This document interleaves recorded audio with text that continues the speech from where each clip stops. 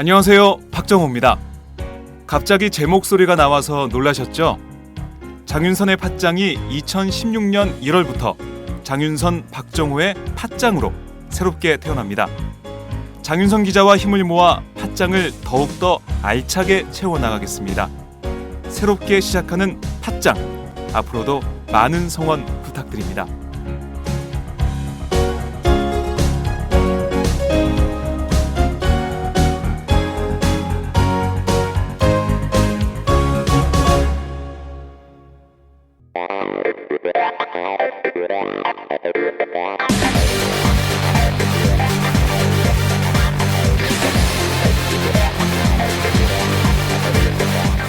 정보가 있는 시사 토크쇼 장윤선, 박정호의 팟짱.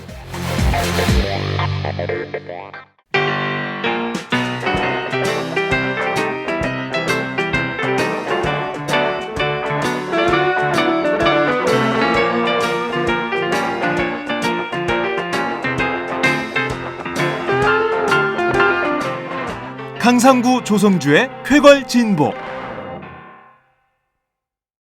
조성주, 김종철의 쾌걸진보. 한 주간의 정치 이슈를 모두 모아서 진보의 시각으로 재해석해보는 시간입니다. 오늘도 어김없이 조성주 정의당 미래정치센터 소장님 나오셨습니다. 어서 오세요. 예, 반갑습니다. 일정이 많으셨나 봐요. 네. 네. 새벽에 늘 전북에서 올라왔습니다. 오늘 새벽에? 예. 그러면 어제 전북 어디 계셨던 거예요? 정읍에서 예. 강의? 예. 야, 진짜 이런 얘기하면 좀 그렇지만 그렇게 일정 많으면 네. 연예인 같으면 떼돈 버는데. 조성주 소장님은 뭐 떼돈이라도 몸이 상하고 있습니다. 떼돈은 온데간데 없고 몸만 상하는 이런 상황이에요. 아, 진보 정치 어렵다. 그죠? 네. 예.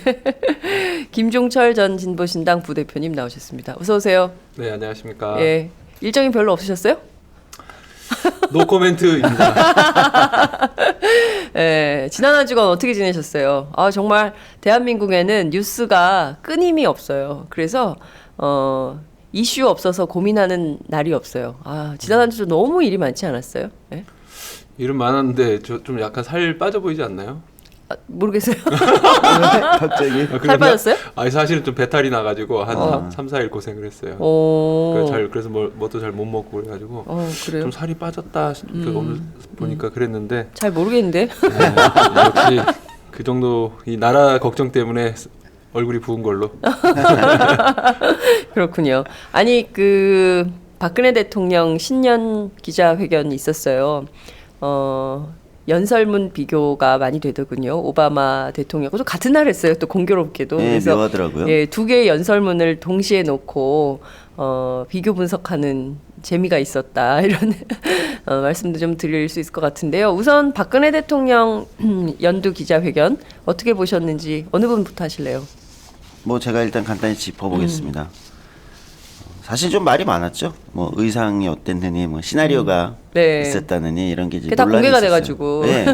근데 뭐 이번에도 저는 뭐 아마도 공개될 거다 이렇게 했고 이제 외신 기자들도 상당히 지금 이제 불만을 표하고 있죠. 단순히 이제 확연하게 줄어든 이제 기자회견 숫자나 이런 거를 넘어서 외신 기자들 입장에서 볼 때도 이게 과연 한 국가의 지도자가 하는 기자회견이 맞냐. 이게 언론은 언론 역할, 한국 언론은에 대한 문제의식도 있고 청와대가 언론을 대하는 저널을 대하는 이제 저널리즘에 대한 문제의식도 있고 이런 것들도 논란이 됐습니다.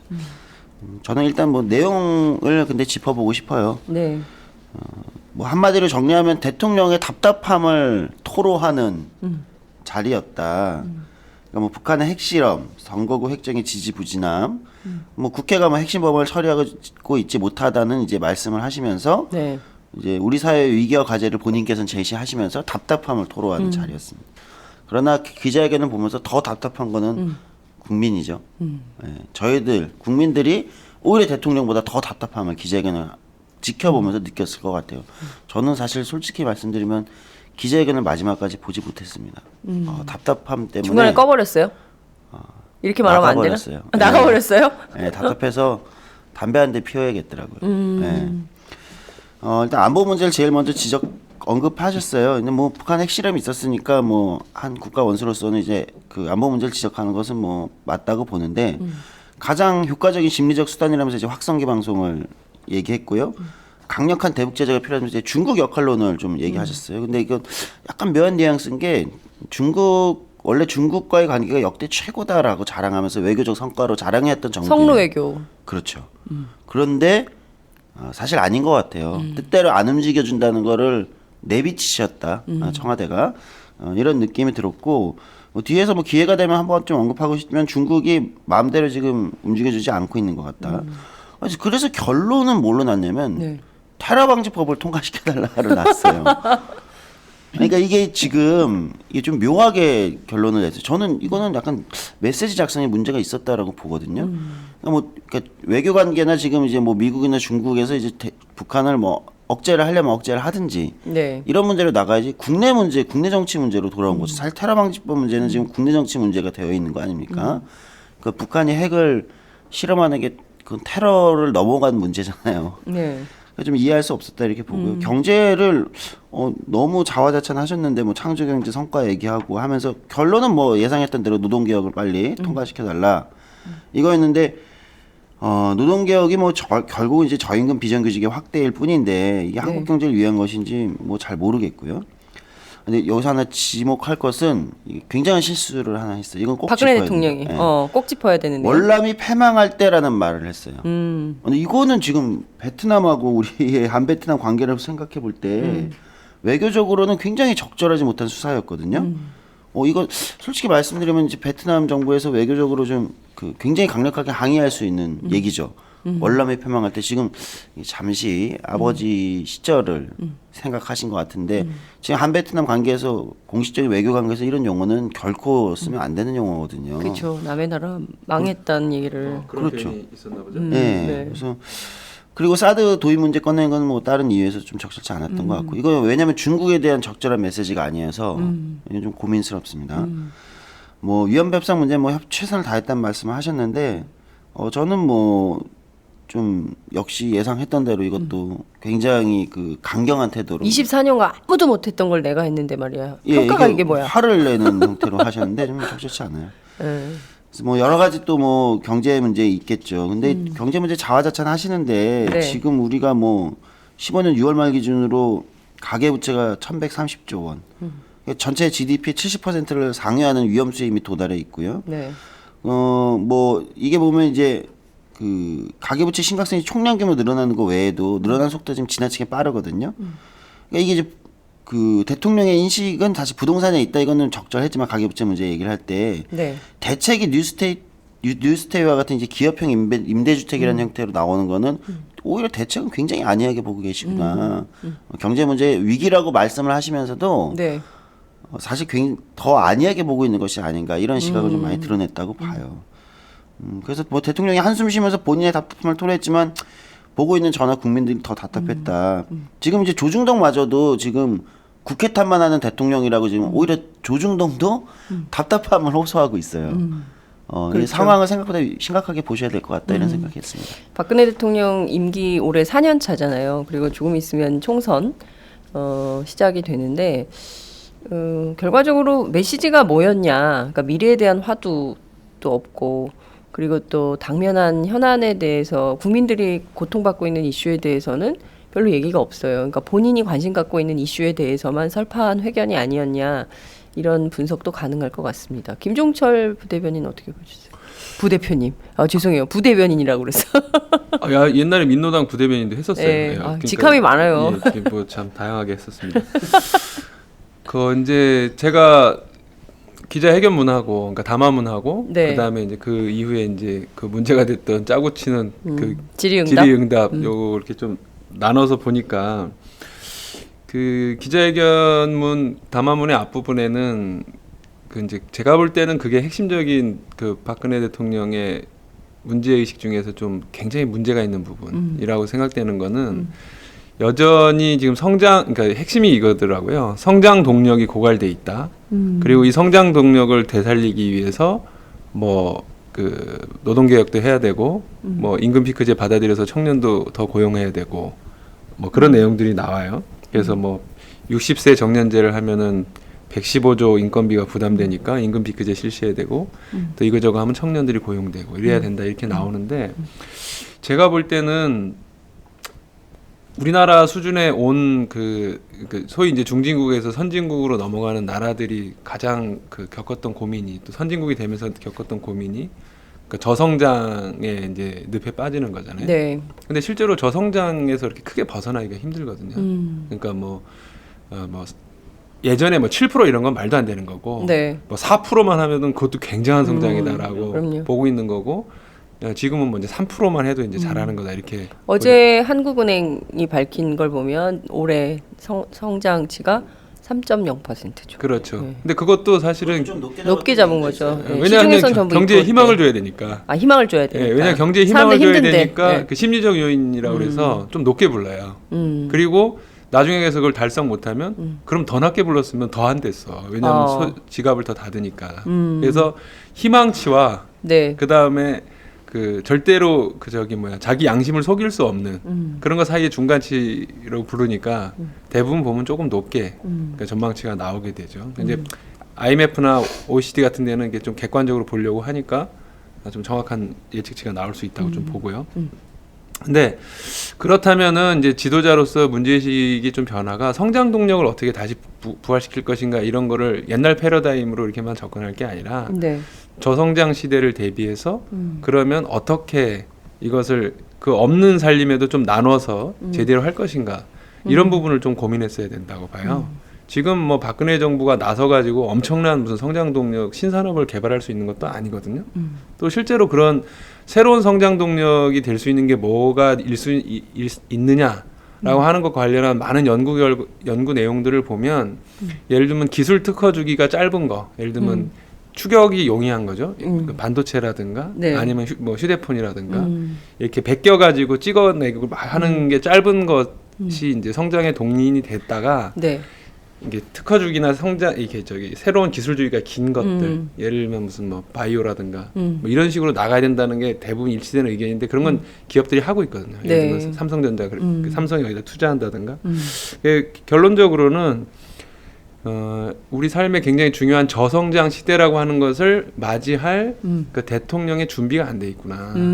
그러니까 전혀 이 사회에서 이 저성장을 그 어떤 천형처럼 좀 받아들이면서도 그러면서도 사람들에게 희망을 주는 그런 게 없다라고 생각이 들었고 네. 그게 또 결정적으로 어디서 많은 그 대목이 나오냐면 그 노동시장에 관한 얘기를 하면서 네. 노동시장 효율성이 86이다. 그리고 노동시장 그 저기 노사 간 협력이 132로 거의 바닥이다 이런 얘기를 막 합니다. 그런데 이거를 근데 왜 유럽 국가들이 예를 들면 덴마크 같은 경우가 굉장히 우리나라보다 뭐 해고가 더 좀 더 자유롭고 이러면서도 노사 간 협력이라든가 노동의 안정성이 더 높아졌느냐라고 하는 거는 일단 사회암 전망이 잘 돼 있고 그만큼 뭐 기업이나 개인이나 고소득자들이 세금을 많이 내고 그다음에 그 재취업이라든가 재교육이라든가 해서 정부가 역할을 많이 하고 또 실업급여의 양이나 기간이라는 게 이런 것이 길기 때문에 국민들이 실업에 대한 공포가 적어서 사실은 좀 자유롭게 어떤 취업 활동도 하고 해고의 위협에서 좀 그 자유롭기 때문에 이런 게 가능했는데 네. 그런 부분은 전혀 고려하지 않고 그냥 이렇게 노사 간이 협력 못하는 게 문제다. 노동시장이 해고가 자유롭지 않아서 문제다. 이렇게 하는 거는 종합적으로 제가 딱 보면서 느낀 거는 시대를 못 따라잡는 지도자다. 이게 제가 느낀 거였어요. 그렇군요. 박근혜 대통령이 너무 야단을 많이 치시니까 늘 선생님한테 혼나는 학생 같은 느낌 든다는 분들이 많아요. 뭔가 좀 그 늘 우리는 교무실에 끌려가는 것 같아. 네? 그래서 너 왜 이렇게 안 했어? 너 뭐 이렇게 청소 똑바로 안 했잖아. 막 이렇게 늘 왜 그 핀잔과 꾸중이 많은 선생님 계시잖아요. 그리고 잔소리 많이 하시는 선생님도 계시고, 그래서 약간 좀 그런 캐릭터다 이렇게 비판하는 분들도 많이 있는데 어쨌든 박근혜 대통령 관심 사항은 노동 5법으로 압축이 되는 것 같아요. 그렇죠. 물론 이제 테러 방지법, 그러니까 그 요체는 쟁점 법안 처리. 그래서 그것만 처리되면 우리나라 정말 훌륭한 나라, 좋은 나라, 그리고 다수 국민들이 행복해지는 나라인데 이거를 정치권이 제대로 안 해줘서 정말 답답하다. 이제 이 얘기를 정말 심경 토로를 하신 이런 셈인데 좀 따져봐야 될 게 있어요. 앞서 말씀해주신 내용 가운데 핵심 두 가지만 좀 짚어봤으면 좋겠는데 우선 노동 문제와 관련해서 한국노총조차도 노사정 합의 파기 뭐 네. 이렇게 했잖아요. 그리고 사실 이거는 부결된 아니라고 봐야 되는 거잖아요. 그럼에도 불구하고 정부가 계속 저렇게 우긴다고 해야 됩니까? 주장해야 한다고 해야 됩니까? 그렇게 나서는 까닭. 그리고 또 그에 비해서 노동계가 또 세게 싸우는 모습은 아니에요. 왜냐하면 진보 진영, 진보 정치의 주요 토대가 노동계인데 옛날 같으면 막 머리 띠매고 막 농성하고 뭐 집회 막 하고 이래야 되는데 또 그런 모습은 없어요. 그래서 우리 국민들이 보기에 뭔가 좀 이상하다 이런 생각들을 하는데 그걸 좀 분석을 좀 해주세요. 일단 민주노총 같은 경우에 지난번 민중총궐기 때 그 집회에서 뭐 이렇게 충돌이 있었지 않습니까? 네. 그 차벽 철시하고 그러면서 그거와 관련해서 소환자만 그 민주노총만 한 400여 명이고 전체적으로 하면 1,100명인가 그 정도가 소환장 발부된 사람들이. 그렇죠. 그러니까 그때 행사에 대표 이름 건 사람들은 전부 소환장이 나간 거예요. 그렇다는 얘기죠. 네. 그리고 또 실제로 그 체증된 간부 그러니까는 이제 이름을 다 놓고 노조 간부나 이름 놓고 그냥 사진 맞는지 이렇게 다 대조해 봤겠죠. 그러면서 사실은 거의 다 그 저기 불러들이고 하면서 이렇게 약간 공안 분위기를 조성하고 있는 상황이고 뭐 한상균 그 위원장 뭐 구속됐고 뭐 이런 과정에 있다 보니까 네. 이게 맞대응하기가 굉장히 쉽지 않은 그런 측면이 좀 있는 것 같아요. 근데 이를테면은 단결의 구심이 딱 서가지고 그런 거를 지도력을 발휘해야 되는데 민주노총 지도부가 지금 그렇게 할 수 있는 힘이 동력이 상실됐다 이렇게 봐야 되는 겁니까? 많이 떨어진 것 같아요. 제가 최근에 이제 민주노총에 있는 뭐 몇 분하고 이렇게 같이 얘기를 나눌 기회가 있었는데 네. 실제로 이렇게 뭐랄 그 소환장이라든가 이런 것들이 일선 간부들한테 내려가니까 엄청난 압박을 받는 모양이더라고요. 그래요. 또 그리고 이게 한 번 두 번 뭐 당해본 게 아니라 막 구속된 사람이 막 널려 있으니까 또 구속돼야 되나? 또 그분들이 또 나이도 많거든요. 그러니까 그런 게 되게 큰 압박이 되는 것 같습니다. 그렇군요. 민주노총 간부들 평균 연령이 얼마나 돼요? 뭐 총연맹이나 산별 노조마다 이제 좀 차이는 있죠. 근데 일반적으로 뭐 총연맹 정도라고 보면은 아마 40대 간부들이 아마 40대 중반 넘어갔을 겁니다. 40대 그렇군요. 후반 정도. 예. 예. 한창 뭐 애들 키워야 되고 이런 분들인데 이게 참 아버지 계속 소환장 오고 막 이러면 가정도 불안하고 그렇겠네요. 근데 참 이게 그 앞서 덴마크 말씀을 해주셨는데 북유럽 아침에 생방송은 이런 또 틀리는 맛이 있어요, 여러분. 북유럽 같은 경우에는 그 이를테면은 노조 조직률이 잘 돼 있고 또 정당 가입률도 높고 그러니까 이른바 민주주의 토대가 제도적으로 시스템으로 딱 이렇게 안착이 돼 있으니까 우리랑은 비교할 수가 없어요. 우리는 사실 뭐 억울한 일 당해도 어디 가서 호소할 데도 없고 그 두산 인프라코어 같은 경우도 보면 아니 신입 뭐 들어온 지 5년도 안 된 친구들한테 당신 나가시오 희망퇴직 디밀고 근데 뭐 어디 얘기할 데도 없잖아요. 근데 그런 건 사실 민주노총이나 한국노총이나 이런 데서 좀 받아가지고 함께 연대해서 싸워주고 이래야 되는데 또 노조는 또 그렇게 힘이 약화된 거예요. 그러니까 전반적으로 좀 사회 세력화 이런 게 굉장히 그 힘들어지고 있다. 이명박, 박근혜 정권을 지나면서 그렇죠. 어떻게 네. 보세요? 원래 민주주의라는 것이 이제 단순히 제도를 말하는 것이 아닙니다. 그러니까 뭐 직선으로 뭐 대표자를 뽑을 수 있다. 또는 뭐 헌법에 뭐 민주주의에 관련된 각종 뭐 삼권 분립이 되어 있다. 이런 것만이 이제 민주주의가 되었다고 얘기하는 것이 아니고요. 민주주의의 가장 기초는 그 밑에 사회 세력이라고 지금 좀 전에 이제 장윤선 기자님께서 말씀하신 각종 다양한 결사체들로 자신들의 의견을 표명하고 할 수 있는 조직된 결사체들이 민주주의의 기반으로 있고 그렇죠. 그 위에 이제 제도가 얹혀지는 거거든요. 근데 한국의 민주주의라는 건 사실 한국의 군부 독재, 군사 독재 정권 시절이나 예전에도 지금 사실 솔직히 말씀드리면 MB 정부나 박근혜 정부 역시 가장 막으려고 하는 것이 무엇이냐? 밑에 이런 정책 민주주의의 가장 기반인 조직 결사체를 막고 싶은 거죠. 그런 토대가 있으면 안 되니까. 그렇죠. 군사 독재 정권 시절에 가장 막으려는 게 사람들 모이는 걸 싫어했던 거죠. 조직을 만드는 걸 제일 싫어했던 거잖아요. 옛날에 그랬대요. 70년대 그 여성학자인 오한숙희 선생님 있잖아요. 네. 그 선생님 저한테 그 얘기를 했어요. 야, 우리 때는 말이야 다방에서 미팅도 못했다. 그래서 왜요? 그랬더니 야, 우리 때는 다방에서 미팅하면 다 잡아갔어. 왜냐하면 둘 이상 모이면 집회야. 네. 네. 아니, 그게 농담 같은 얘기지만 네. 진짜 중요한 의미를 담고 있는 거예요. 그러니까요. 그러니까 진짜 막고 싶어도 민주주의를 막는다는 건 바로 그런 걸 막는 데서 되는 거거든요. 그러니까 이제 민주화가 되었다고 얘기하지만 뭐 87년 이후에 네. 그럼에도 불구하고 한국 사회는 여전히 그런 걸 굉장히 내리두르는 게 남아 있는 거예요. 그러니까 그게 전적으로 드러내주는 게 노동조합 조직률이 10% 정도에 그친다는 거죠. 그 외에도 노동조합만이 아니라 다양한 자기 이해관계를 대변하는 조직들의 어떤 결사체 수준은 아직도 낮으니까 정작 우리의 목소리를 제대로 민주주의에 반영할 수 있는 것은 굉장히 아직도 멀었다. 이렇게 볼 수도 있다는 거죠. 근데 이제 좀 아쉬운 거는 좀 있어요. 이게 노동운동에도 그게 이제 구조적인 한계일 수도 있는데, 그러니까 외국 사람들이 한국에 와서 이제 외국 노동운동가들이 한국에 와서 조금 적응이 안 됐던 게 네. 노조를 만든다는 게 잘 적응이 안 됐다는 거예요. 그게 뭐냐면은 외국은 어떤 한 특별한 산업이 있으면 그 특별한 산업에 노동자들이 이제 가입을 하는 거죠. 예를 들면 독일에서 제일 큰 노조가 아마 지금은 베르디일 건데 그 네. 사무직 노동조합일 텐데 그게 몇십만이거든요. 그러니까 한 회사가 몇십만이 아니라 300만이 몇백만 정도 될 텐데 그냥 자기가 사무직에 있으면 거기에 이제 조합원으로 큰 노조에 단일 노조의 조합원으로 가입하는 거니까 굳이 노조를 만든다거나 이렇게 위험을 무릅쓸 필요가 없는 거죠. 근데 물론 유럽은 어떤 장인이라든가 길드라든가 이런 것에부터 태동했던 역사가 있어서 노조 만든 경우가 좀 다르지만 우리나라는 87년 이후에 다 기업 단위로 노조를 만들다 보니까 기업별 노조. 그렇죠. 그러니까 기업에 어떤 소속된 사람만 노조를 특별하게 가입하는 형태로 되다 보니까 이렇게 중소기업이 많고 소규모 영세기업이 많은 조건에서 노조를 만든다 이런 것이 굉장히 어렵고 이런 측면이 있는데 그래서 이제 산별 노조로 계속 가야 된다 얘기를 하고 네. 있습니다만 이게 잘 안 되는 거죠. 그 회사도 어렵고 참 하다 그러니까 보니까. 지금 보면 산별 노조 얘기한 게 언젠데 아직까지도 그 얘기를 하고 있는 거예요. 그러니까 정말 우리의 민주주의 시기에는 정말 더디게 간다 이런 생각이 좀 들더라고요. 그래서 누가 그런데 이번에 우리 정의당 그 홈페이지 카피 보니까 네. 국민의 노조가 되겠습니다. 이렇게 써놨던데 그건 진짜 잘 만든 것 같아요. 그래요? 조성주 소장님 만드신 거 아니에요? 아, 제가 만든 건 아니죠. 홍보 파트에서. 홍보 파트에서 네. 국민의 노조가 예, 되겠습니다. 국민들의 노동조합이 되겠습니다. 정의당이. 그렇군요. 예.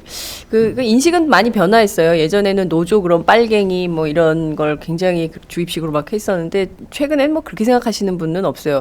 저는 여기 오바마 대통령의 힘도 있다고 생각해요. 그렇죠. 오바마 노조에 대통령 가입하십시오. 예, 노조에 가입하라 그러고 노조를 공격하는 거는 중산층을 공격하는 거다. 대통령이 막 나서서 이렇게 하고 막 노동조합 대표 불러가지고 다 같이 간담회 하고 말이죠. 그럼 얼마나 종북 세력이 종북 세력. 오바마? 그런 얘기도 했어요. 많이 알려지지 않은데 이제 연설 도중에 오바마 대통령이 나는 아직도 어딘가에서 노동자들이 부당한 처우를 받고 있고 탄압을 받고 있고 그래서 파업을 하고 있다면 당장에 구두를 운동화로 갈아 신고 운동화 끈을 동여매고 거기로 달려갈 마음의 준비가 되어 있다. 대통령이 되고 나서도 이런 얘기를 그러니까요. 했었어요. 예. 네. 야, 우리도 좀 그런 대통령 어떠세요? 김종철 북핵 문제만 좀 부대표가 대통령이 되면 그런 대통령이 되지 않을까? 아니 뭐 북미 관계만 좀 잘 해결하면 오바마 대통령 참 훌륭한 대통령인데. 네, 그러니까요. 그게 좀 아쉽긴 하지만. 아시아 정책은 꽝이야. 그렇죠. 네, 특히 동북아 정책은 꽝인데 그 밖의 정책들에 대해서는 사실 우리 국민들 다수가 굉장히 많이 호응하는. 그리고 연설을 그 사람은 참 잘하대요. 그죠? 네. 이번에도 보니까 그 이혜영 교수님 이런 얘기를 했어요. 도대체 우리 국민들을 얼마나 초라하게 만들려고 오바마 하는 날 그 날짜를 그렇게 맞췄냐. 스타일도 그렇고 이렇게 막 그러냐. 막 이제 이런 비판도 하셨는데요. 말씀하신 것처럼 우리 대통령은 어찌됐든 노동권을 좀 제압하는 네. 제압이란 표현이 적절합니까? 뭐 이렇게 노동권을 대한 억압하는 인식이 없는 거죠. 인식 자체가 없다. 네.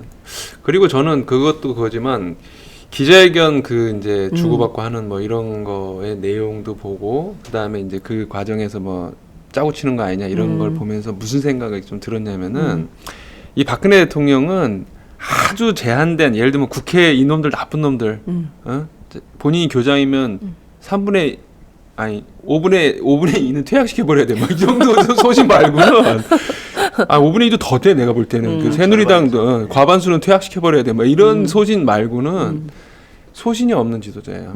왜 그걸 내가 확실하게 느꼈냐면은 네.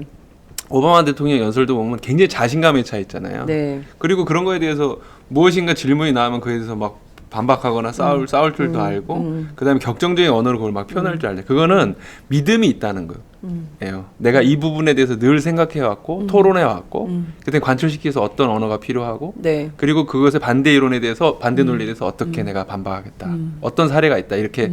근데 이 사람은 그런 게 이 사람이래. 죄송합니다, 대통령님. 이분은 그런 게 박근혜 대통령 이게 다 국정원을 통해서 들어간다니까요. 예의를 갖추세요. 네, 알겠습니다. 박근혜 대통령님은 죄송합니다. 하지만 소신이 없는 건 마찬가지예요. 왜냐하면 소신이 그런 그 아까 말한 국회 나쁜 놈 뭐 이런 것 빼고는 별 소신이 없어요. 왜냐하면 그렇지 않으면은 이런 내용을 다 그 일일이 그 질문을 사전에 받고 또 사전에 그 받았기 때문에 답변하는 것도 너무 티가 날 정도로 준비를 많이 해놨어요. 근데 제가 여러분들 특히 이제 애청자분들 오해를 없애는 차원에서 말씀을 좀 드리자면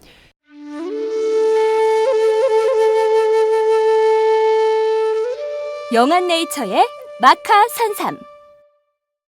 공중파 텔레비전에도 없고 인터넷 배너 광고 하나 없지만 팟캐스트 좀 들어봤다 하는 분들은 다 아는 마카산삼. 진짜 유명해져서 유사 제품도 많아졌습니다. 이젠 마카산삼으로 검색하면 너무 많이 나와요. 꼭 영한네이처로 검색해주세요.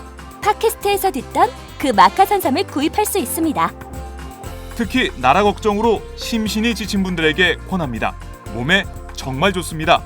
내 몸도 나라도 살릴 힘이 납니다. 페루의 마카와 우리나라 산삼, 몸에 좋은 11가지 원료를 모두 하나로 만든 마카 산삼. 마카 녹용과 마카 소화 청소년도 있습니다. 1일 2회 공복에 따뜻한 물과 함께 드세요. 영한네이처 마카 산삼. 네, 저도 팟짱 녹음하기 전에 마카산삼을 꼭 챙겨 먹고 있습니다. 춘추관이 원래 그렇게 관리를 해요. 그러니까 박근혜 대통령만 사전에 질문을 받는 건 아니고요. 이명박 대통령도 사전 질문을 받았어요. 그러지 않은 대통령은 아마 제가 알기로는 노무현 대통령밖에 없을 거예요. 즉석에서 그러니까 질문 순서, 언론사 질문 순서만 이렇게 정하고 그다음에 현장 질문 막 받고 이거는 노무현 대통령 말고는 없었습니다. 그러니까 박근혜 대통령만 너무 나무랄 것은 아니다. 네, 이명박 대통령도 그랬어요. 그렇다 하더라도 소신은 질이 없어요. 소신은 없다. 네. 아니 물론 제가 박근혜 대통령을 엄호하려고 그러는 건 아닙니다.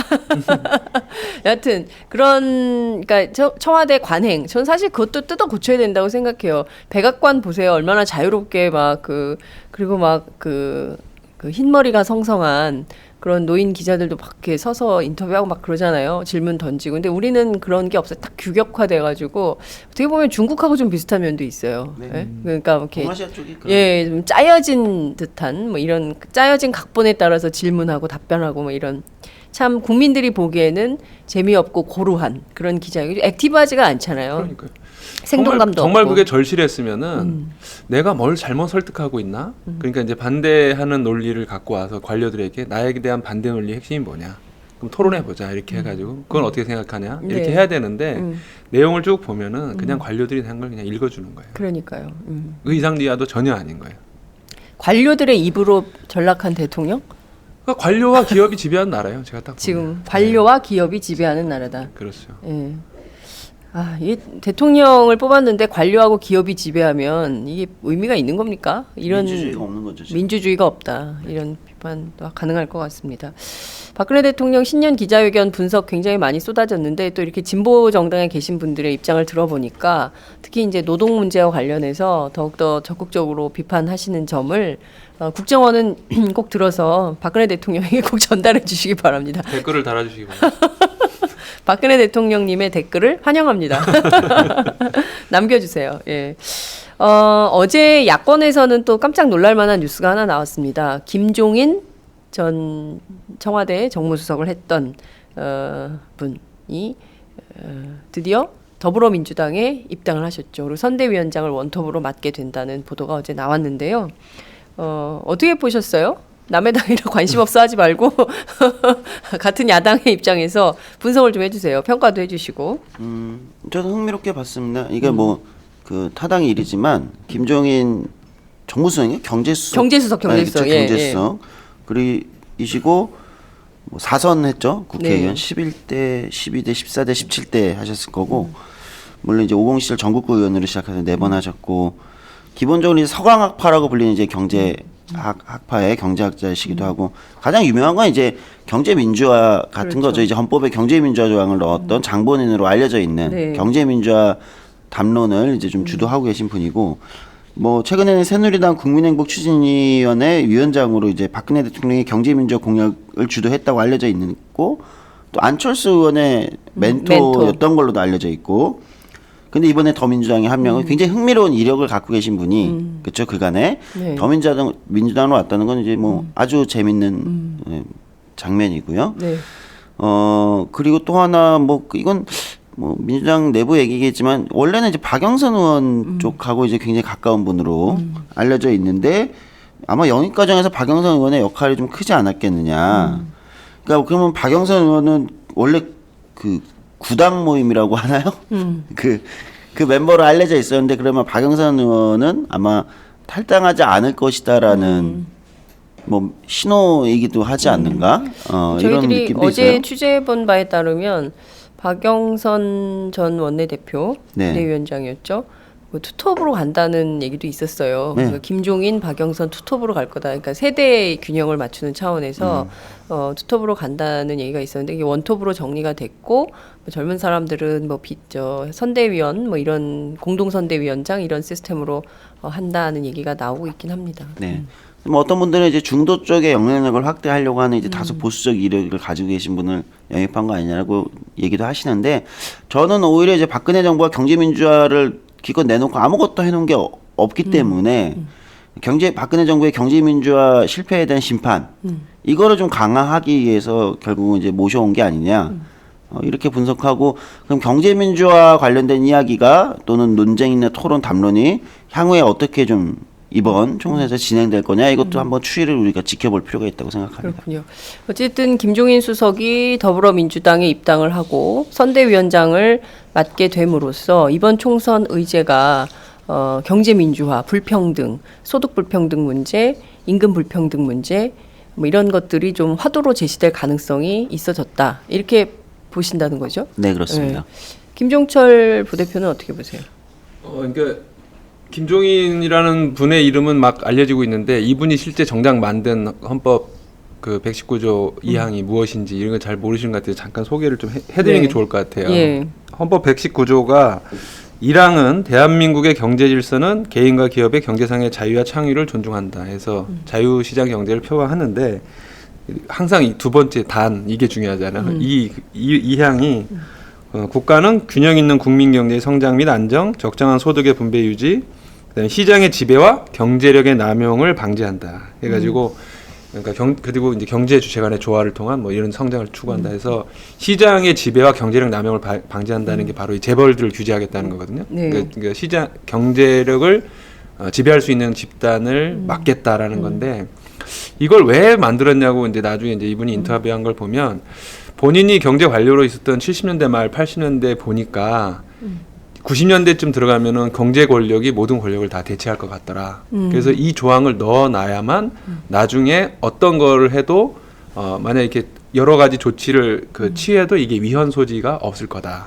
그래서 실제 보면 루즈벨트가 대공황 때 만들었던 많은 법률이 2차 대전 막 이를 즈음 해가지고 위헌이 판결 나거든요. 연방대법원이 네. 다 그렇죠. 그러니까 때려줬죠. 이제 그거에 대해 빗대면서 그렇기 때문에 이런 조항이 있어야 재벌에 대해서 뭐 순환 출자 규제라든가 뭐 이런 걸 할 때 이게 위헌이 날지 않을 수 있다 해서 상당히 소신인 분인 건 확실한 것 같아요. 근데 이제 문제는 뭐냐면은 2012년에 이분이 그 CBS 시사자키 정관용 씨하고 인터뷰한 거 보니까 네. 아주 좀 약간 그 정관용 씨가 뭐 핵심을 찝어서 질문했는데 근데 새누리당 박근혜 후보 주변에 그 김종인 수석 같이 생각하는 그런 분이 하나도 없어요. 근데 어떻게 한다는 말이에요? 그랬더니까 그거는 그냥 반을 믿어봐야지 뭐 그러니까 아니 그게 아니라 거기 지금 들어간 사람이 삼성의 현명관, 응? 줄푸세의 김광두, 심지어 이한구 원내대표는 김종인 수석이 얘기하는 경제민주가 도대체 뭘 말하는지 모르겠다. 그렇죠, 맞아요. 이러고서 한번 비판하고 했는데 난리가 났었죠. 그럼 결국 혼자 아니냐 뭐 그러니까 뭐 내가 그렇게 비판받고 있는 건 맞는데 좀 믿어봐달라 막 이런 식으로 하는데 네. 결과적으로 안 되거든요. 결과적으로 안 돼서 나중에 이제 사실상 물러나게 되죠. 사실상 물러나게 되고 본인이 과욕을 부렸다 하는데 그래서 저는 이분이 여전히 경제민주화에 대한 소신은 뚜렷이 있는 것 같다. 그래서 이번 더민주의 공천 과정에서 오늘 아침 중앙일보 보도를 보니까 문재인 대표가 상당한 공천권을 약속했다라고 하는 걸 봐서는 네. 아마 비례대표나 이런 부분에 있어서 경제민주화를 달성할 수 있는 그런 사람들을 영입하려고 노력할 것 같아요.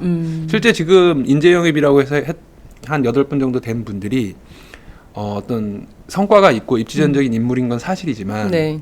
일정한 전문가인 건 사실이지만 경제 분야에 있어서 양극화라든가 이런 거에 전문가는 없거든요. 그래서 그런 분들을 몇 분 정도는 확실히 영입할 것 같다라는 좀 생각이 들었어요. 보면서. 그렇군요. 예, 말씀하신 대로 사실 이제 그런 비판도 있었습니다. 어제 SNS를 보면 박근혜 대통령 만들었던 사람을 왜 야당에 발을 들이게 하느냐, 그건 좀 문제 있는 거 아니냐라는 비판도 있었지만 전반적인 기조는 경제민주화라는 화두를 과연 우리 사회에 실천 할 수 있겠는가, 그 가능성을 열어줄 수 있겠냐, 그분이 그 역할을 할 수 있겠냐, 거기에 방점을 찍고 보는 시각이 훨씬 더 많은 것 같아요. 그러니까 진중하게 이제 이분이 어떤 일을 할까를 주목해서 보고 있는 상황인 것 같은데요.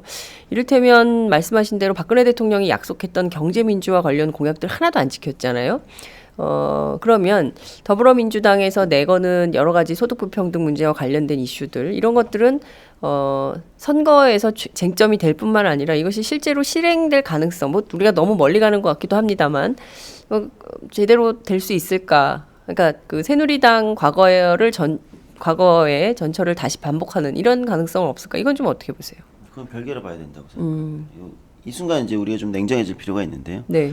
그러니까 이제 제가 아까 표현했는데 경제민주화 심판론, 그러니까 경제민주화를 박근혜 정부가 하지 못한 거, 그러니까 슬건을 걸고도 하지 못한 거에 대한 선거용 심판론으로 예를 들면 지금까지는 되고 있는 거고, 네. 그것이 구체적으로 실천되는 문제는 첫 번째 그걸 실천할 수 있는 다양한 인물들, 그렇잖아요. 지금 이제 선대위원장으로 계신 거지, 그것을 실천할 수 있는 다양한 인물들과 그것을 실천할 수 있는 정책과 조직, 예를 들면 네. 이런 것까지 갖춰졌을 때 가능한 거거든요. 근데 뭐 아직 그런 거는 보이지 않는 거니까 선거에서의 어떤 프레임으로서 경제민주화 뭐 어떤 실패 심판론은 있을 수 있겠지만 그걸 이제 실제 양극화 해소나 소득 불평등의 해소로 실천하는 것까지는 저는 오히려 조금 힘들어 보인다. 현재 한국 정치의 야당의 상황에서는. 그래서 아마 저희 이제 정의당 같은 경우 진보 네. 정치도 저희는 이제 오히려 그런 것들을 실질적으로 가능하게 하기 위해서는 예를 들면 노동조합의 힘을 구체적으로 어떤 식으로 강화해야 되고 각 경제 주체들의 역학관계를 어떻게 바꿔야 되고 이런 것들을 이제 좀 더 좀 강조하려고 하고 있습니다. 그렇군요. 김종인 박사, 김종인 수석에 대한 진보 정당의 평가는 좀 어때요? 괜찮은 분이다 이런 평가가 있어요. 제가 예전에 심상정 대표하고도 막역하게 여러 가지 논쟁도 하고 토론도 하고 그 심상정 대표가 운영하는 정치바로 아카데미. 네, 정치바로 아카데미의 강사도 하시고 이렇게 그러니까 이를테면 이분이 굉장히 본인이 갖고 있는 담론, 경제민주화 담론을 실천하기 위해서 여러 정치 집단과 소통했던 걸로 알고 있습니다. 그게 진보 정당이건 보수 정당이건 가리지 않고 다양하게 소통을 하면서 어떤 방향으로 이것을 관철시킬 것인가에 대해서 이제 고민했던 정치인 아니었나 이런 평가도 가능할 것 같은데요. 그러니까 굳이 따지면 테크노크라트잖아요. 테크노크라트. 테크노크라트고 자기 소신이 있는 그러니까 원로 테크노크라트인데 그걸 실현하기 위해서 다양한 정치 집단에 그 자기 내용을 넣으려고 한 거는 뭐 그럴 수 있다고 생각을 합니다. 그랬는데 이제 이분이 얘기한 것 중에 그런 대목이 있더라고요. 그 왜 박근혜 쪽 뭐 이쪽 새누리당 쪽 2011년부터인가 좀 가까이 지냈었는데 네. 왜 그러면 야당이 아니라 그 민주당 쪽이 아니라 이쪽 새누리당 쪽에 네. 그거 하려고 했느냐라고 하면서 이제 얘기하기를 자기가 IMF 때 봤는데 IMF라는 게 한마디로 국가를 다시 한번 이렇게 위기였기 때문에 다시 한번 그 들었다 놨다 할 수 있는 기회였기 때문에 만약에 바로 잡으려고 했으면은 그때 굉장히 많은 걸 바로 잡을 수 있었다. 이때 바로 잡는다는 게 어떤 경제력 집중이라든가 이런 부분, 양극화라든가 이런 걸 네. 포함하겠죠. 근데 실제로 해보니까 옆에서 보니까 그 당시의 여당이죠, 이제 김대중 정부 거기도 똑같더라. 즉 아마 기업 측에 포섭돼 있었다라고 표현을 하는 것 같아요. 그래서 별로 자기가 볼 땐 그 변화 가능성이 없었다. 이렇게 얘기를 하는 걸로 봐서 뭐 그러니까 그런 측면에서 보면은 이분이 소신이 있고 또 그것을 뭐 관철시키기 위해서 다양한 당을 접속하는 거는 뭐 그럴 수 있다고 봤는데 여하튼 박근혜 정부라든가 이렇게 지도자 한 명을 믿고 가는 건 이제 안 된다고 봤기 때문에 아마도 더민주에서 본인이 이제 정권을 행사하면 더민주의 색깔 자체를 확 이렇게 바꿔보려고 하는 거, 이렇게 그런 내용으로 1차적으로 드러나고 두 번째로는 그 사람들에 대해서 어떤 전방위적으로 뭘 하려고 하는 네. 그러면서 이제 그 과정에서 좀 갈등이 일어날 수도 있고 근데 이게 어느 정도까지 갈 수 있을지는 좀 지켜봐야 될 대목인 것 같아요. 그렇군요. 이를테면 경제민주화 사단 같은 거를 만들어서 집중적으로 그 활동을 할 수 있는 사람들을 넣으려고 하고 또 이제 기존에 있는 현역 의원들이 반발할 수도 있고 뭐 이런 측면에서 그쪽도 뭐 전망은 밝지 않다 이런 분석을 해주시는 것 같습니다. 여하튼 그 경제민주화 담론 2012년 대선 총선 굉장히 그 중요한 화두였는데 결국 지난 4년간 된 게 없어요. 아무것도 없습니다. 아무것도 없고 오히려 후퇴하는 네. 법안을 지금 박근혜 대통령이 막 주장하고 있고 이런 상황인 겁니다. 재벌들이 그만큼 강력한 힘을 가지고 한국 사회를 핸들링하려고 하는 이런 상황인 것이죠. 근데 이거를 정치 집단이 이겨내고 돌파해내는 힘이 좀 있어야 되는데 여전히 그런 힘이 좀 약한 이런 상황 아니냐. 진보 정당은 괜찮으시죠? 그런 힘을 돌파할 수 있는 힘이 있죠.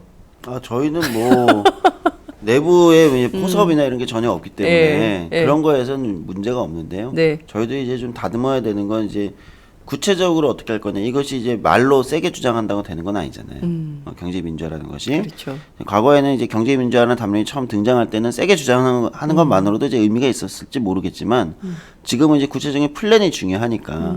그럼 재벌에 독점된 어떤 이제 너무 독점된 이제 그 경제력 집중을 어떻게 완화할 거냐. 구체적 실천으로. 네. 이런 부분을 좀 저희도 다듬어야 될 필요가 있어서 당내에서 많은 뭐 논의를 하고 있는 중입니다. 네. 알겠습니다. 저희가 지금 그 토론하는 과정에서 많은 분들이 인터넷 댓글로 응원을 좀 해주고 계시는데요. 한번 읽어드릴게요. 팟캐스트 듣고 왔습니다. 크크크 이런 분 계시고요. 아침부터 어려운 시국을 논하시는군요. 대한민국의 미래가 밝은 이유입니다. 하하하. 이렇게 희응을 어떻게 읽어야 될지 모르겠어요. 예. 아직 국정원 댓글로 보이는 건 아직 안 국정원 댓글 아직 없어요. 국정원 섭섭하네. 늦게 출근하나 봐요. 더 센 얘기를 8시 44분인데 출근 암양만 하나? 그리고 이건 10만이 클럽 가입할게요 그랬는데요. 10만이 클럽 아니고요. 10만인 클럽입니다. 10만 명을 모집한다는 게 오마이뉴스의 꿈이에요. 과연 이 꿈을 여러분들의 힘으로 달성할 수 있을지 정말 기대가 큽니다. 팟짱이 드디어 아프리카 TV에 입성. 왜곡된 종편 방송에 대적할 최고의 미디어. 응원합니다. 감사합니다.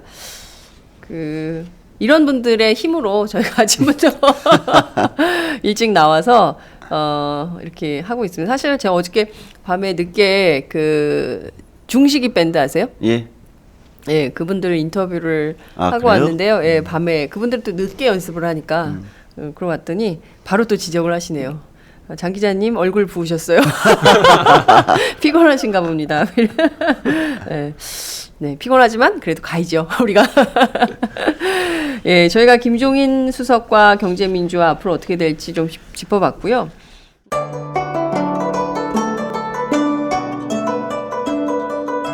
안녕하십니까. 저는 정도전을 15년 전에 최초로 소설로 썼던 작가 임종일입니다. 사실 정도전을 소설로 쓰는 데만 10년이 걸렸는데 그 시절 무명의 고달픈 심신을 양꼬치와 고량주로 달래주었던 풍무 양꼬치. 풍무양꽃치는 월드컵 4강의 기쁨도 나라골 우습게 돌아가고 분통이 터질 때도 늘 함께했던 안식처이자 사랑방이었습니다. 진짜 정의파인 주인장은 세상을 뒤집어 푼 남자 정도전을 누구보다 먼저 알아보았고, 그래서 제 소설 정도전은 역사의 곡이 없습니다. 풍무양꽃이 역시 맛과 양심이 살아있습니다. 좋은 사람끼리는 꼭 만나야 합니다. 어떻습니까? 오늘 풍무양꽃에서 만납시다. 2호선 구로 디지털 단지역으로 오세요. 예약 문의 02809-9292 02809-9292. 팟짱 애청자라고 하시면 정성 가득 담긴 서비스도 나갑니다. 그리고 이제 꼭 살펴봐야 될 이슈가 있습니다. 위안부 합의와 관련된 것인데요. 앞서 신년 기자회견 얘기할 때 저희가 그 얘기를 했어요. 박근혜 대통령 24년간 아무도 못한 거를 내가 이렇게 했는데 그거는 이해를 좀 해주셔야 된다. 노력한 것에 대해서 평가를 좀 해주셔야 된다. 이제 이런 당부를 했는데 뭐 공교롭게도 정대협에 대한 수사에 착수를 하지 않았습니까? 경찰이. 그리고 또 시민사회 차원에서 위안부 합의 무효화 운동을 하겠다라고 선언을 한 상황입니다. 이 문제 어떻게 될 걸로 보이세요? 그 아베 총리가 일본 중의원 민주당 중의원의 질문에 직접 사과해라 피해자들에게 그랬더니 박근혜 대통령에게 전화로 다 얘기했기 때문에 더 할 건 없다. 불가역성 못 봤냐? 뭐 이제 이런 식으로 대꾸를 했어요. 이런 상황입니다. 어떤 돌파구가 있다고 보세요? 조성주 소장님 어떻게 보세요?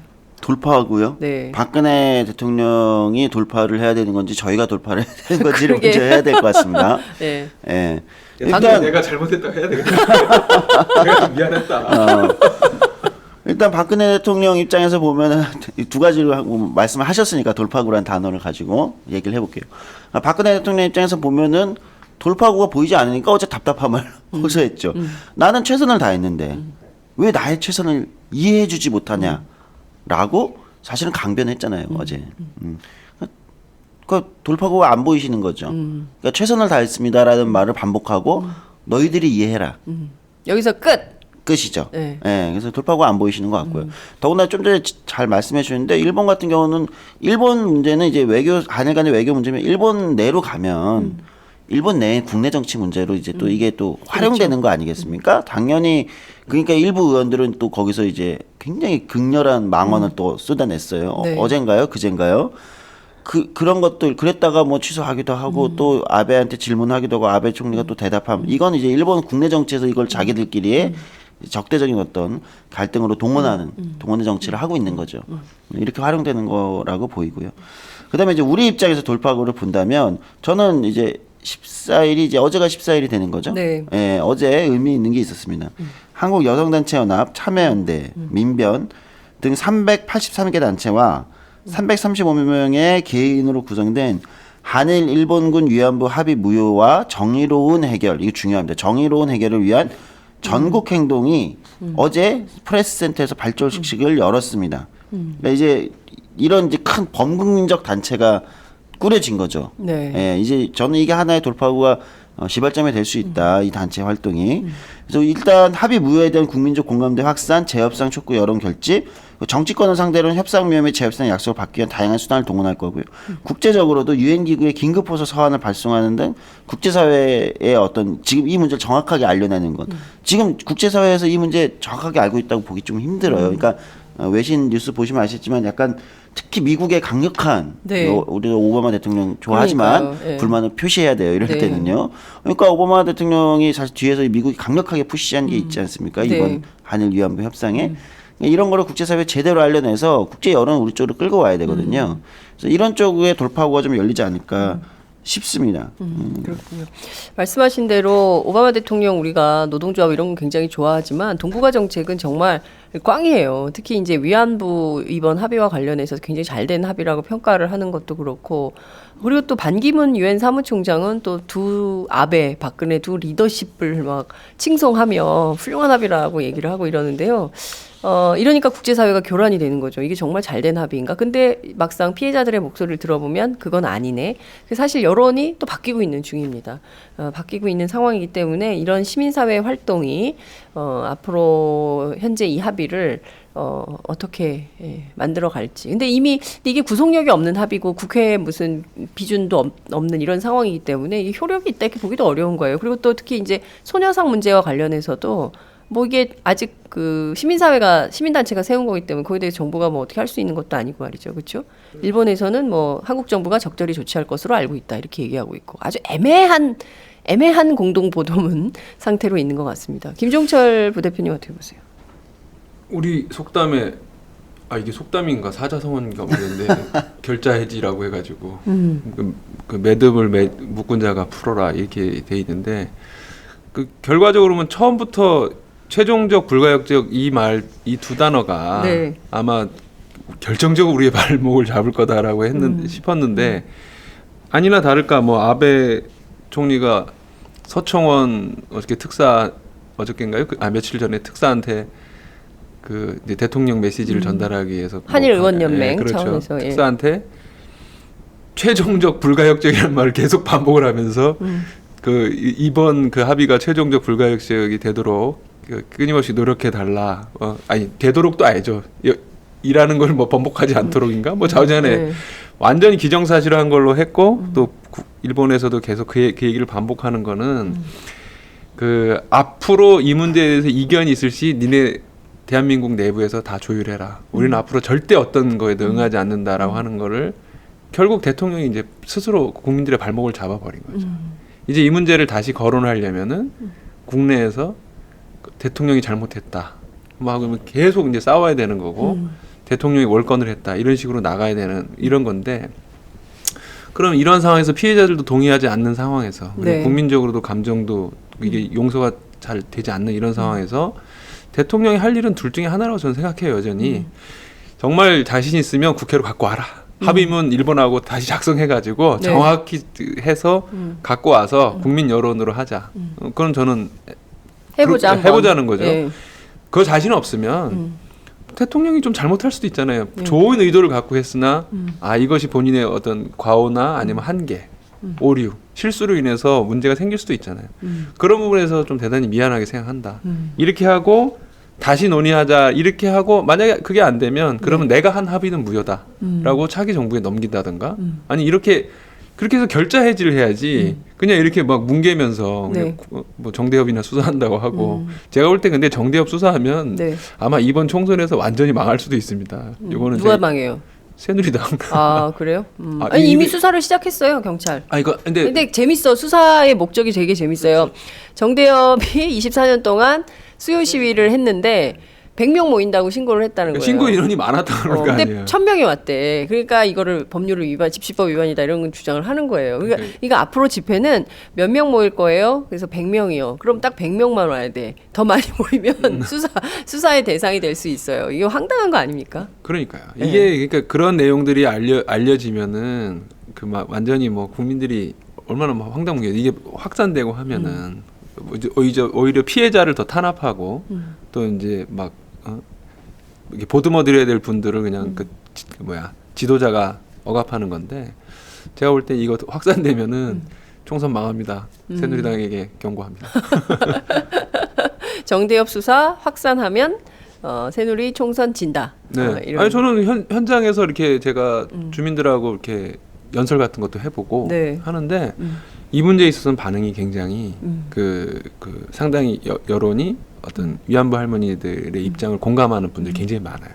너무 끔찍한 기억이잖아요. 그러니까 그 사실 우리가 학교 다닐 때 어렸을 때 동네에서 놀다가 넘어져서 무릎 까져서 이렇게 흉터지면 그것도 맞아 그때 내가 이렇게 뛰다가 다쳤지라고 그 생각을 하잖아요. 사람이 기억이라는 게 그런 거 아닙니까? 근데 본인의 의지와 상관없이 그것도 전부 미성년자였어요. 이것은 반인륜 전쟁 범죄예요. 미성년 소녀들을 전쟁터에 끌고 가가지고 그렇게 성범죄를 저지른 것이거든요. 근데 그것에 대해서 사과도 똑바로 안 하고 개인 배상은커녕 뭐 이런 식으로 10억엔 툭 던진다고 해서 우리 국민 누가 그것을 잘된 합의라고 생각을 하겠습니까? 그럼 대통령이 말씀하신 대로 사과하고 결자 해지하는 차원에서 이번 합의 무효다라고 선언을 하면 저는 오히려 박근혜 대통령 인기가 더 치솟을 것 같아요. 아 그래 잘못한 건 잘못했다고 인정할 줄 아는 지도자구나 정치인이구나 이렇게 생각을 할 텐데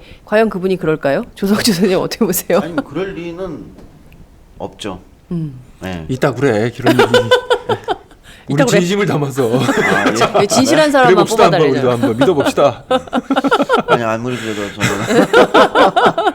저는 그분이 그럴 것 같지는 않고요. 네. 네, 그럴 것 같지는 않고 그냥 본인이 계속 우기는 걸로 끝나지 않을까. 그래도 임기 나는- 내내 우기다 끝날 네, 거다. 그래도 나는 최선을 다했다. 그리고 마지막엔 이렇게 얘기하실 거예요. 네, 어떻게 해요? 다음에 어떻게 하나 보자. 니들이 더 잘할 수 있을 것 같아. 더 무서워. 예. 예, 무서워. 저는 이런 좀 있으면 이런 얘기가 사실 어제도 그런 뉘앙스를 좀 느꼈고요. 네. 그냥 그런 식으로 계속 얘기를 할 것 같습니다. 왜냐하면 계속해서 이전 정권들이 모두 다 수수방관하던 걸 나는 그래도 내 손에 내 손으로 한 거다. 이런 식으로 얘기하는 거 아닙니까? 제가 어제 오후에 장윤성 기자 바빠요. 여러 무대를 이렇게 돌아다니는데 어제 제가 전직 그 장관 한 분을 만났어요. 그래서 이러저러한 얘기를 했는데 그런 말씀을 하시더라고요. 24년 동안 이런 합의하려면 왜 못했겠냐. 내일이라도 할 수 있는 합의다. 아니 그런 합의 할 거면 한일 관계를 우리가 왜 이렇게 했겠습니까? 그렇게 안 합니다.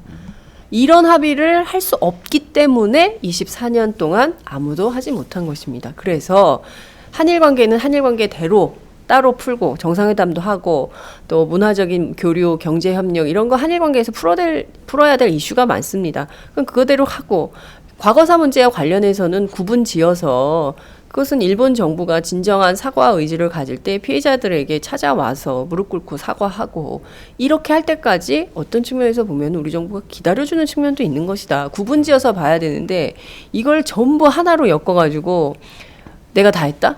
그런 합의 누군 못합니까? 이런 얘기를 하시더라고요. 그래서 제가 보기에는 지금 한국 외교가에서도 그런 이번 합의에 대해서 문제점이 심각하다라는 내용이 전반적으로 공유가 되고 있다는 점을 말씀을 드리겠습니다. 저는 장윤성 기자 방금 말씀하신 게 좀 전에 말씀하신 게 핵심이라고 보는데 사실 박근혜 대통령이 선의로 그런 걸 했겠죠. 물론 미국의 압력이라든가 이렇게 그런 게 있었겠지만 본인은 선의로 했다고 생각을 해요. 근데 지도자가 본인이 선의로 한 거라 하더라도 네. 그게 실제로 그 정책 효과를 가져오지 못했고 오히려 또 문제가 생겼으면은 그쯤에서 물러나서 이 부분에 대해서는 잘못 판단했던 것 같다라고 하면 오히려 아주 솔직한 지도자 지금까지 한 번도 볼 수 없었던 네. 색다른 모습 이런 걸 볼 수 있어서 신선해.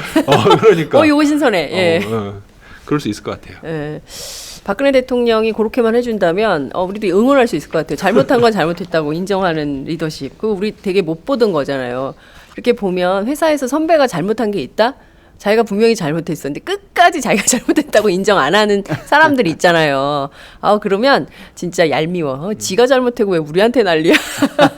그런 경험 없으세요? 나만 있나? 아니요, 많아요. 많죠? 공감 좀 해줘. 진짜 너무한다. 외로워. 그런 분이 많죠. 아니 네. 저는 갑자기 저는 그런 선배는 아닐까 이런 생각이 갑자기 들어. 반성의 모드가 들어와서. 역시 조성주 소장은 정말 착해요. 나도 그 얘기 하려고 그랬는데 참아 못했는데. 저는 지금 생각났어요. 혹시 내가 그런 사람 아니야? 이렇게. 밖에 기자들의 눈초리가 우리 후배들이 지금 내 욕을 하고 있겠다. 그런 생각이 들었습니다. 정말 그 총선 앞두고 시민사회는 이 위안부 합의 무효화 운동으로 또 이렇게 한판 큰 싸움을 준비하고 있는 것 같고요. 또 정대협 수사는 정말 충격적이에요. 그리고 네. 그 내용 자체가 얼마나 이게 참 우리 국민들을 어떻게 보고 이런 수사를 하나. 그동안 한 번 사실 수요 시위가 사실은 좀 그렇잖아요. 할머님들 그렇죠. 억울한 사연들 나와서 말씀하시고 그게 24년이 이어지도록 한 번도 못 가본 분들도 많아서 요새는 그 소녀상 앞에 가는 분들이 굉장히 많습니다. 미안한 마음에. 우리 국민들이 그렇게 정말 그런 정이 있고 생각할 줄 아는 국민들 아닙니까? 근데 거기다 대고 경찰이 조사한다 그러니 얼마나 그러니까 이런 얘기가 막 나와요. 그러면 일제시대 형사들, 순사들이냐? 이런 비판들도 막 하고 있는 것 같습니다. 그런데 또 난데없이 이건 뭡니까? 경찰이 집회 열 때 무력 집회를 이거를 못하게 하려고 저주파 음향기를 도입한다는 보도 혹시 보셨습니까? 이게 도대체 예, 무슨 봤습니다. 소리입니까? 이게 뭐냐면요. 네. 정확히 말씀드리면 이제 경찰이 이제 작년이 된 거죠. 15년에 창설 70주년을 맞이해서 이제 한국과학기술원 미래전략대학원에서 연구 영역을 준 게 있어요. 네. 이제 경찰 미래비전 2045. 그러니까 2045년은 로보캅 같은 게 나오는 시대인지 잘 모르겠는데 아, 로보캅? 경찰 미래비전 2045년 보고서에 이런 게 있는 거예요. 인간이 20Hz 이하 주파수의 강한 음향에 놓이면 속이 울렁거리거나 심리적 불안 등으로 무력화되는 점을 이용해서 이거를 저주파 음향기 이런 이 20Hz 이하죠. 이거를 집회 대응 방안으로 제시를 한 거죠. 아, 그럼 집회 때 우리 나가면 전자파 맞는 예, 거야? 이게 20Hz 밑에 이게 네. 저주파 이게 네. 음향기라면 이게 그 부웅하는 이제 그런 소리가 이게 느껴져요. 네. 그러니까 인간이 이제 들을 수 있는 주파수라는 게 있어요. 20Hz에서 아마 한 2만 Hz 정도까지일 거예요.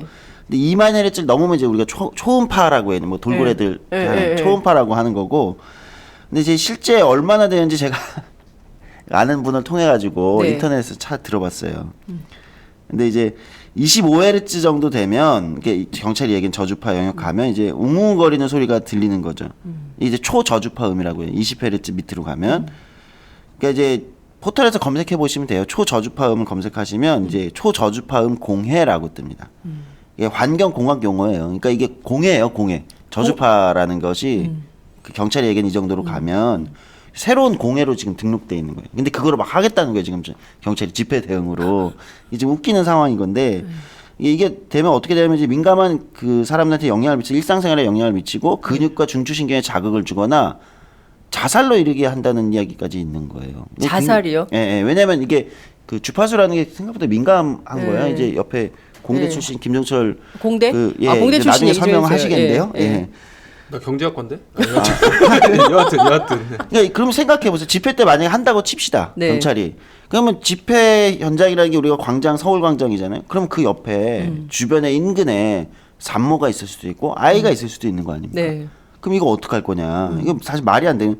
다른 질병 때문에 민감한 사람이 또 있을 수 있죠. 그러니까 누군가에는 집회에 참여하는 사람이 아니어도 또는 집회라고 뭐 산모나 아이나 병자 그 병에 있는 사람이 네. 질병에 있는 사람이 참여하지 못하는 이유가 없잖아요. 민주국가에서. 예.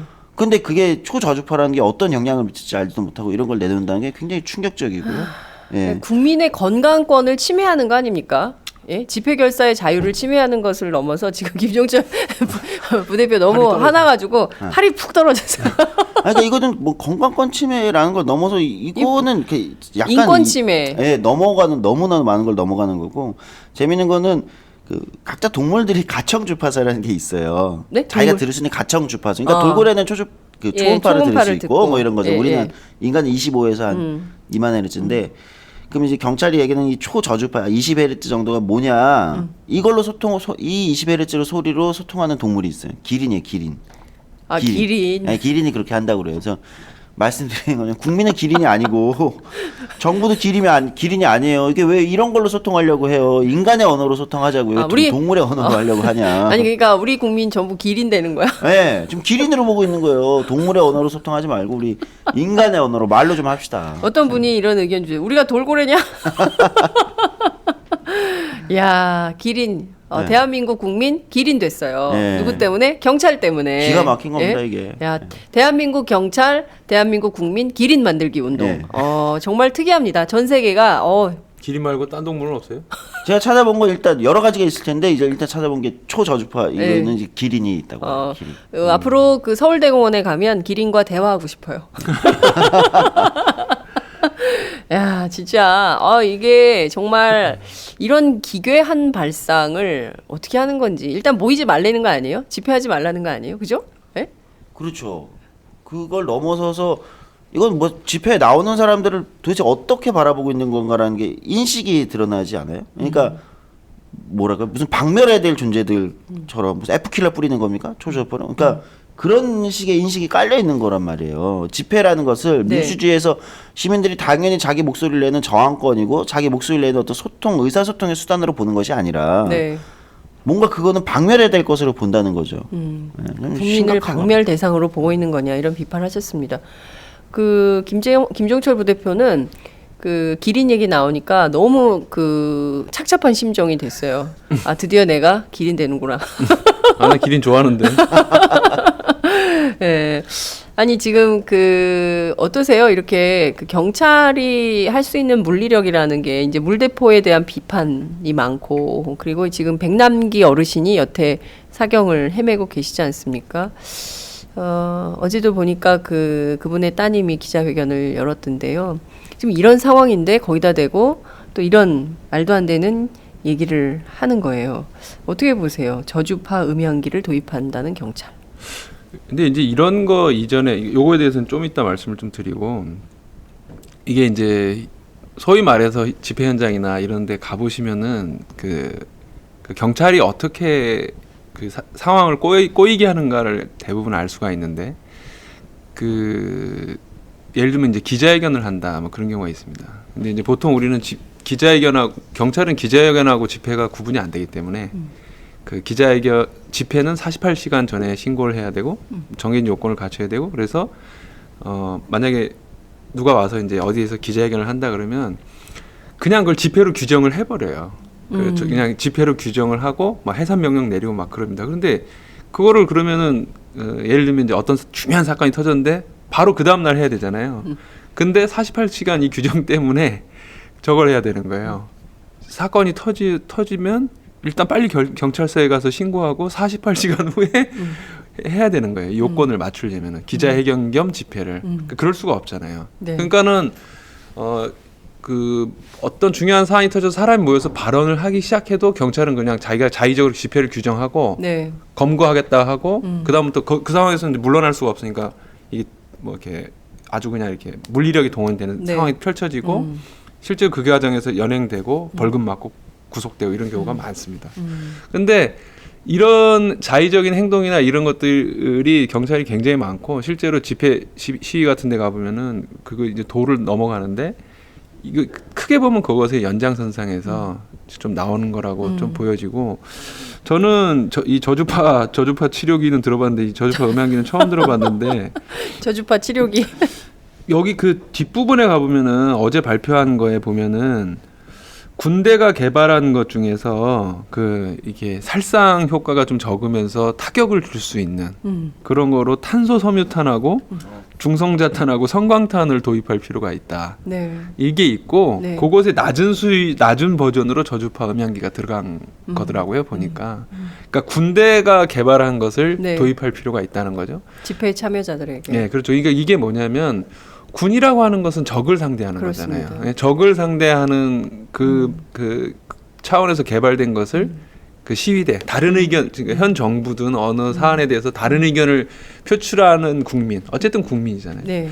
그 사람들한테 하겠다는 거는 이게 공권력이라고 하는 게 특정한 의견을 가진 국민들을 그 국가에서 존재해서는 안 될 적으로 간주하기 시작했다는 거예요.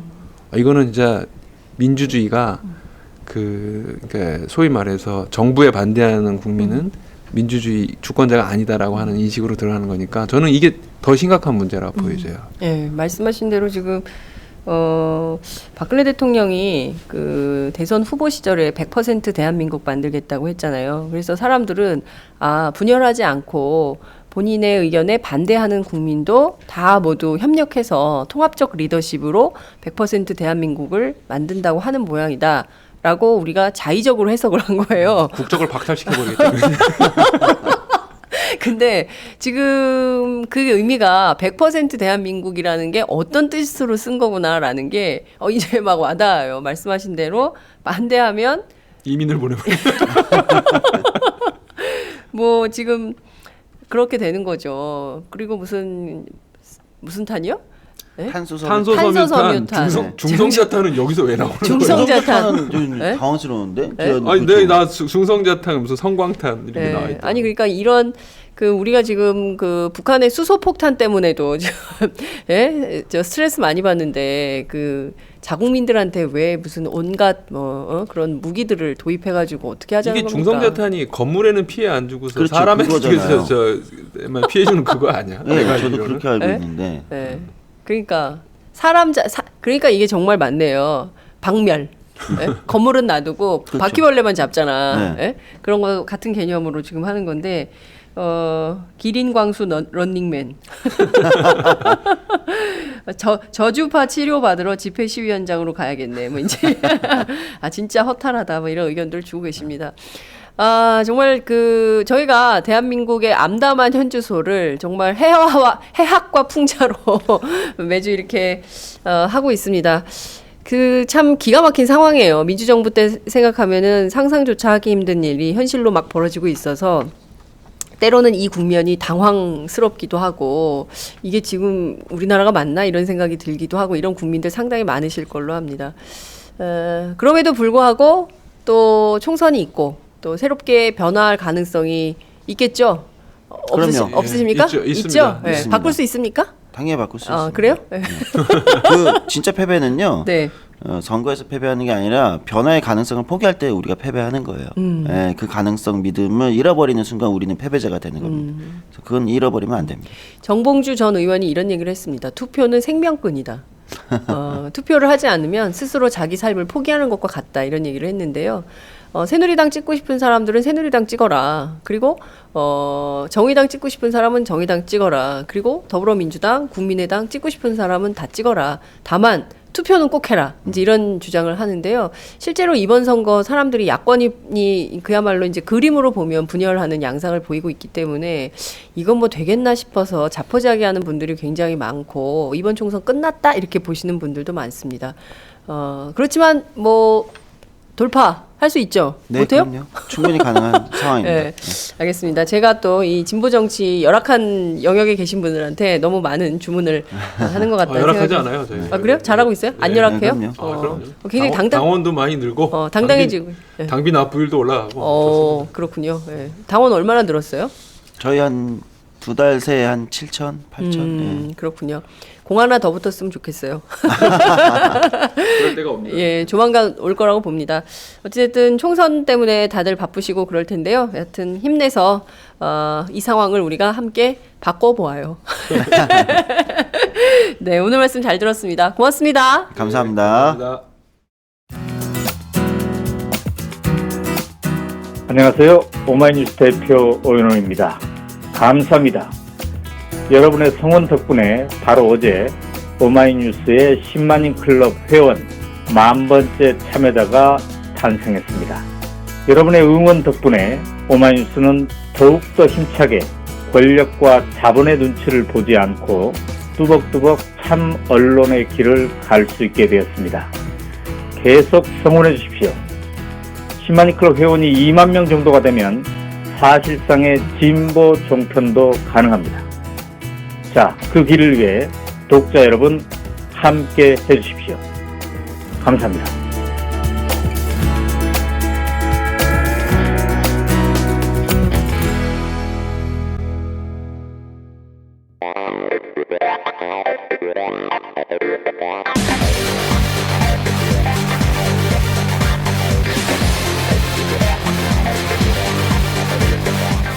정보가 있는 시사 토크쇼 장윤선, 박정호의 팟짱.